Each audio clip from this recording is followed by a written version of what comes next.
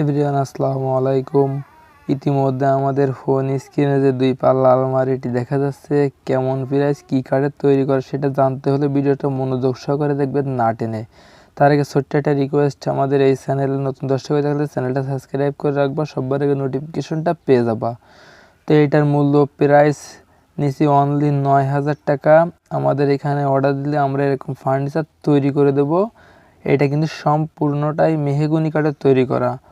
তো অনেক ভাইরা কমেন্ট করে, ভাই এটা কি মেশিনের নকশা নাকি হাতে তৈরি করা নকশা? এটা কিন্তু ভাই সম্পূর্ণটাই মেশিনের নকশা। আমরা হাতে তৈরি করা নকশাগুলোও বেশিরভাগ তৈরি করি, ঠিক আছে?